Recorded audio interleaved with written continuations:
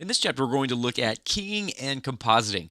Keying is the process of removing a green screen so you can isolate an object. So if we wanted to composite this bounced basketball in another scene and not in front of this green thing, then we would shoot it in front of a green screen and then remove the green screen, and then we can adjust it later in post how we like it.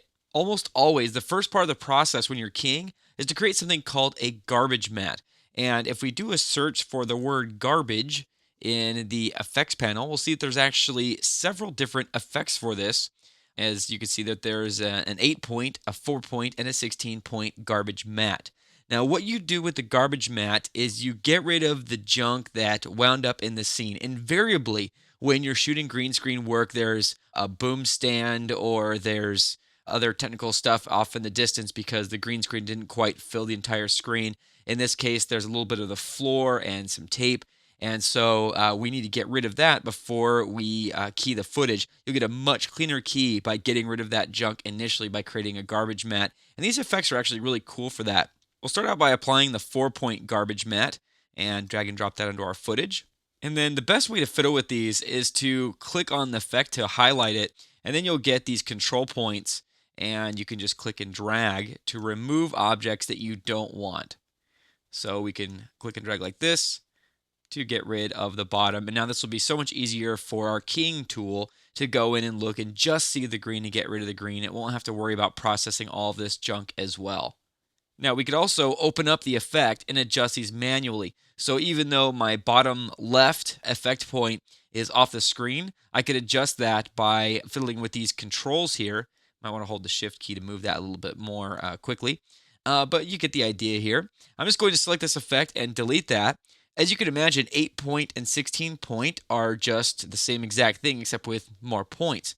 Now, be aware that you're going to get more smoothness with something like the 16-point garbage matte. And if you're moving around a character, it might be a good idea to have more control like this. But oftentimes with a garbage matte, you have to animate it just in case something kind of moves out of frame. So let's say we had a person here, and maybe we moved all these points around the person, and then when the person moved their arm, we'd have to animate these points to encompass their entire frame.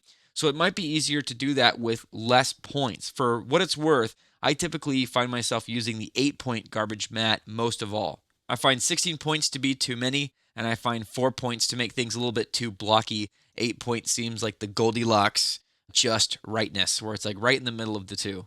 Now, just to be clear before we close out this movie, with the garbage matte, we're only trying to get rid of this extraneous junk here. We're not trying to remove the green screen. Although if we know that the object, the subject that we're trying to key out, is never goes in a certain area of the frame, then there's nothing wrong with moving those garbage points there. So if we move this basketball in time, for example, we could see that it never really goes right here. So we could do this if we wanted to remove more of that green screen. Actually, it does go right there. Somewhere around there where it just barely avoids the bounce. So we could move this down a little bit like that if we wanted to.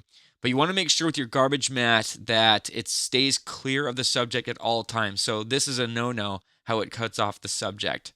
So we want to make sure that our subject is never cut off and all the extra junk is. And then once you've created this initial garbage matte, you're ready to actually apply the keying software, the keying tool, to remove the green screen.